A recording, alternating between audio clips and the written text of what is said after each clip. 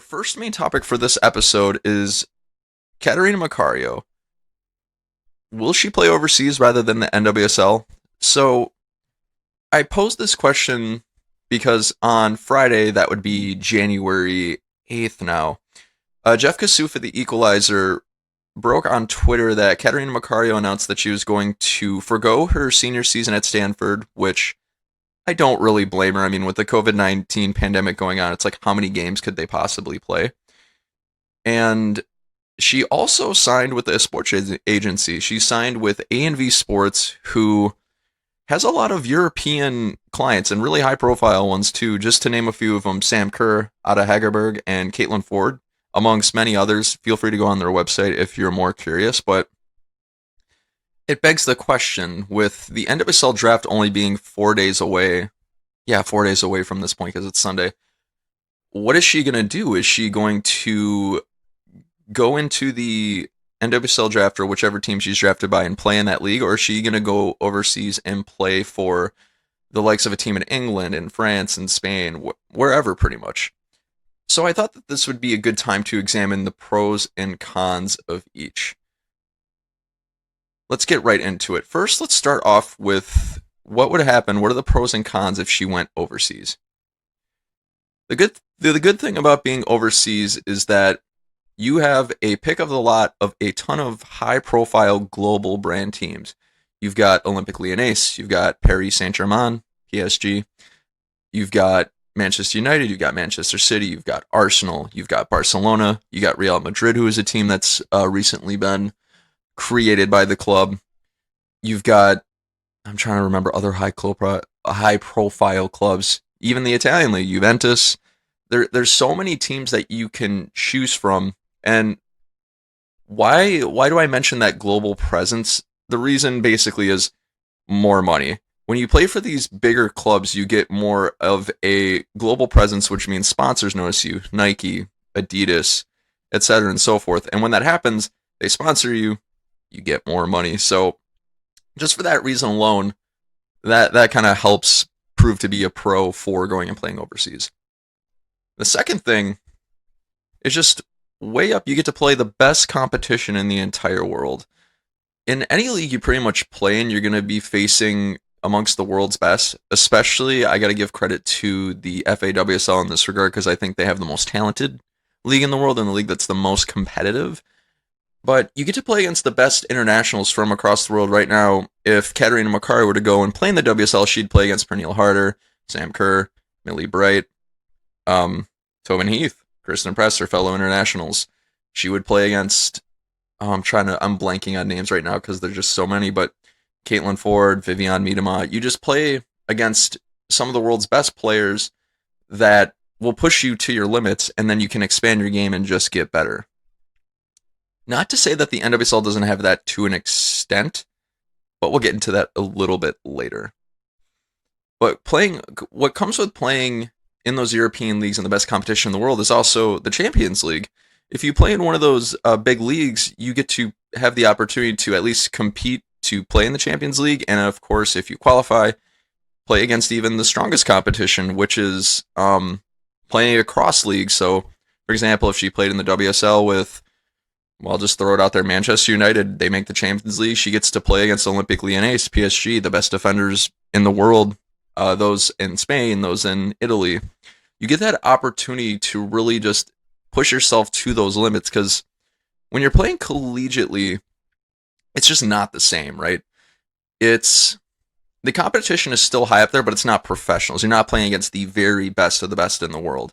And by going over to a club overseas, you get that opportunity. You at least get the chance to play Champions League football. And there's other international competitions that come into play too. So the diversity of the competition in which you would face would greatly increase. So that's another pro.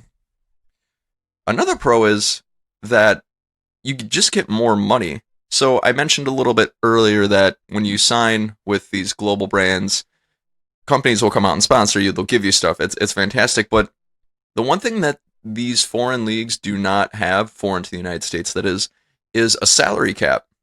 There's no limit to how much they can pay you per season. They could pay you $100 million if they wanted to. And when you're as high of a profile player with as much potential and as much attention as Catarina Macario is, you're going to want to cash in on that right away while your stock is really high.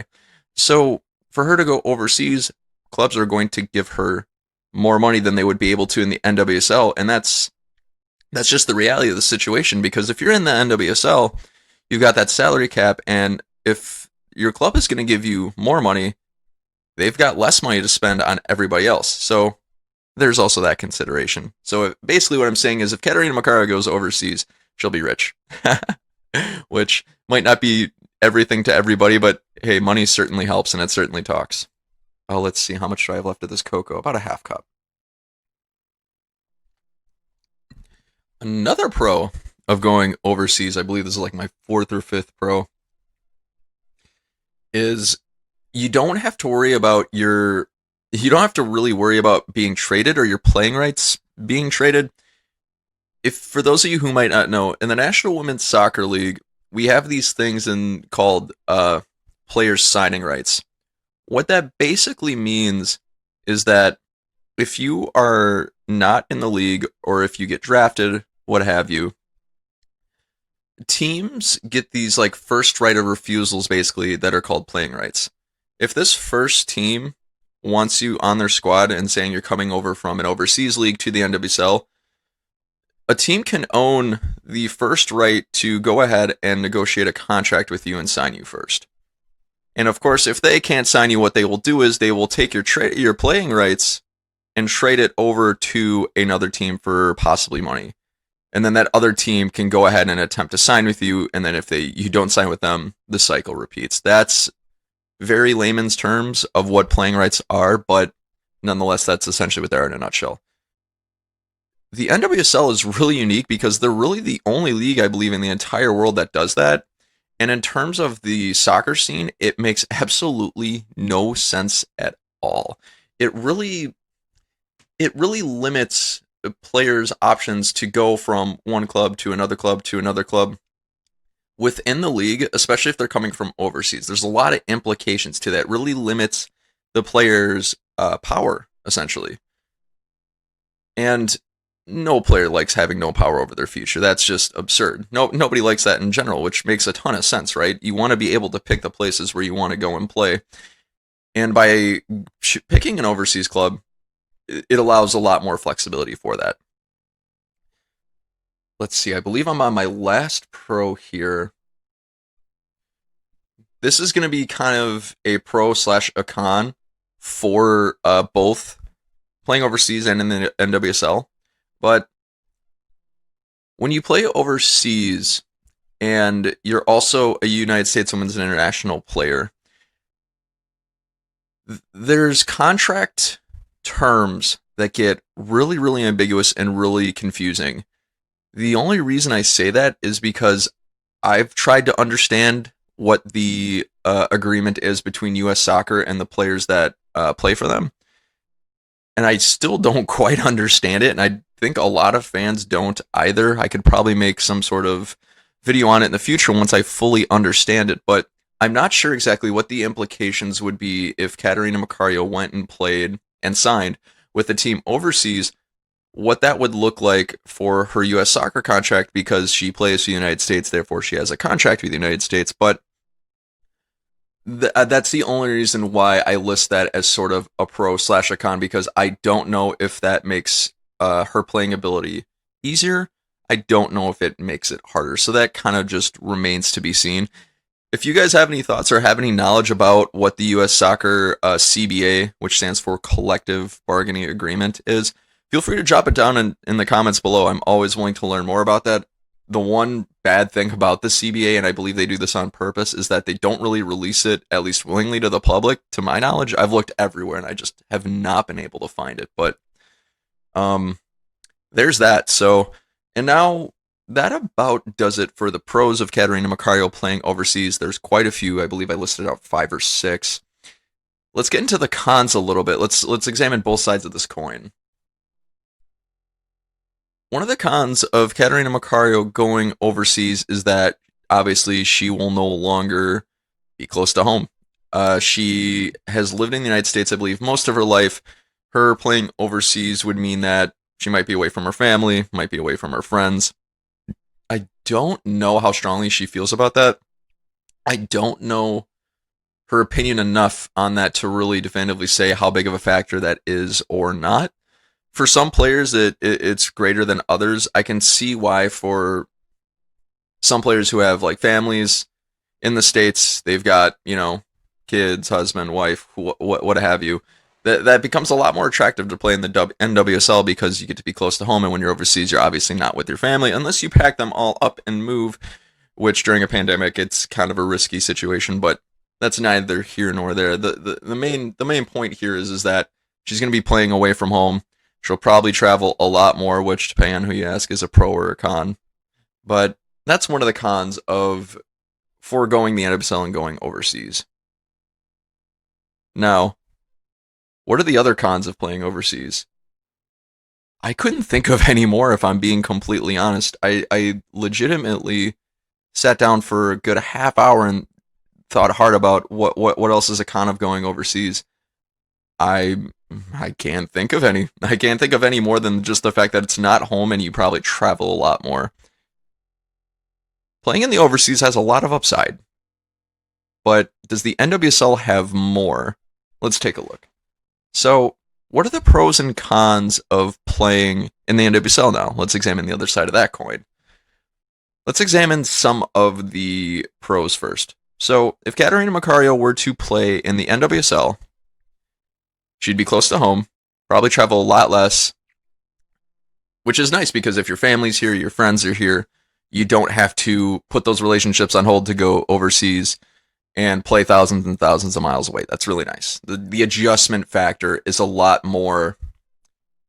It's a lot less complicated, I guess you could say. You also don't have to learn a foreign language either if you go to somewhere like France, Spain, etc. Or she could know like 10 languages, and I just don't know. But that's just one aspect to kind of consider here. Another pro is that she could be the face of the franchise for whichever club picks her up. Like I was saying earlier, she's had a lot of upside, a lot of hype. She's performed really successfully at the collegiate levels, won pretty much every award you can win, has had goal involvement that is just out of this world, and I believe it's some of the best we've seen in history. And with that, you get your club that drafts you to go ahead and build the brand around you as the player. In Racing Louisville's case, this gets really valuable because they are a brand new club to the NWSL. They're going to want to get some familiar faces to their club just to draw a little bit of attention, maybe draw a bit of a fan base that exists in Louisville and beyond, of course. So, Catarina Macario would be the face of the franchise, essentially, if she were picked up by Racing Louisville in this particular case, or really whichever franchise ends up picking her up if she does end up entering the draft. There's a lot of upside to that, but we'll get into that a little bit later. Now, those are the only two pros I could honestly think of. There wasn't a ton of advantages in playing in the WSL. Let's look at some of the cons. So, I mentioned this earlier, the whole concept of salary cap. Basically, the NWSL, like I said, they're one of the only leagues, if not the only league in the entire world to do this. But what they do is they adopt this thing called the salary cap. The salary cap is the maximum amount of money you can pay your players for an entire calendar year, if I'm not mistaken. In the NWSL in 2019, it was $421,000. I don't know offhand if they have updated or changed that as 2020 has passed, but most recently it was $421,000 as far as I could tell. Now, like I said earlier, if you have a lot of high-profile players on your club squad, they're going to want more money, and you're going to have to pay them. You're going to have to pay them a pretty big chunk of that $421,000. The more you pay those high-profile players, the less money you have to spend on other players in your squad.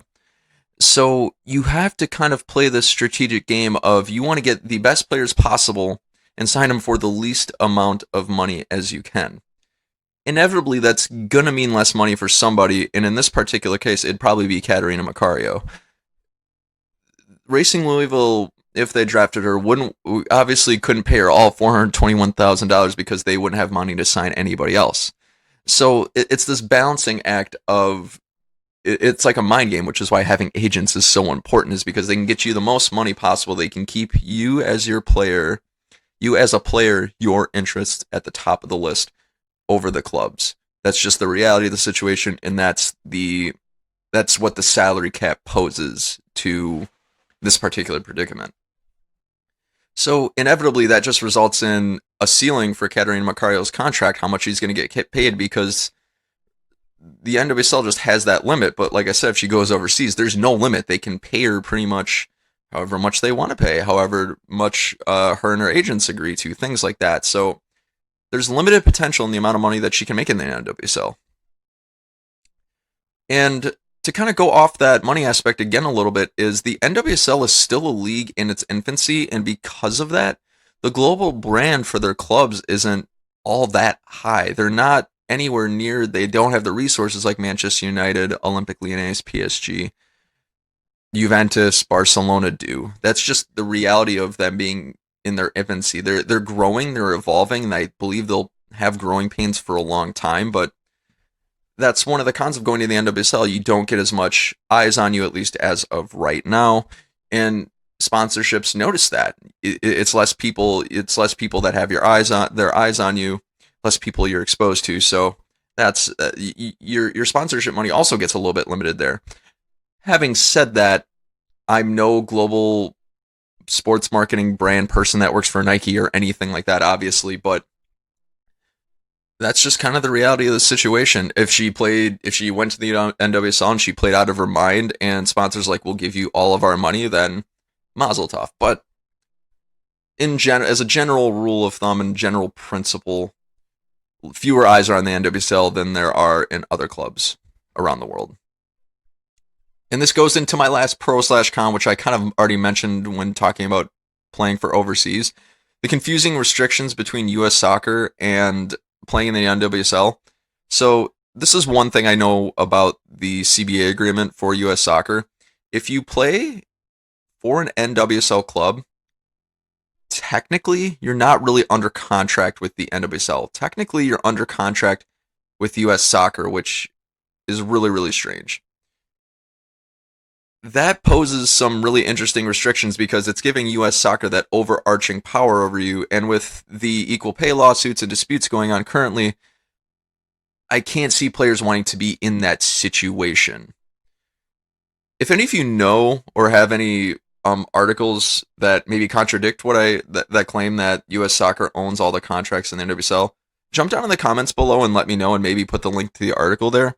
But I'm pretty positive, because I heard this from the Equalizer, I could have interpreted this incorrectly, was that when you play for the NWSL, technically you're under contract with U.S. soccer, not the NWSL itself. That's a byproduct of just being in a league that's still in its infancy and still growing, is that the league itself doesn't currently have the money to, I guess, support players, and that's probably why there's a salary cap, is because U.S. soccer is technically covering a lot of it. So that's a little bit more on the speculative piece, but that's just one of the cons of playing in the NWSL currently. So at the end of the day here, we've considered both sides of the coin. Should she play overseas? Should she play in the NWSL? If I'm Catarina Macario, I would definitely play overseas. There is so much more benefit to playing overseas. You can make more money. You can play against the best competition in the world, etc. and so forth. Your ceiling, there's no ceiling. You could become one of the world's best players and do it on the world's biggest stage. So if I'm Catarina Macario, I'm definitely playing overseas. The NWSL, I think, for her isn't quite, it just wouldn't fit her. The situation as it is in the world today, it just doesn't fit her. So overseas, if I were her, I would definitely elect to do that option. Oh, excuse me.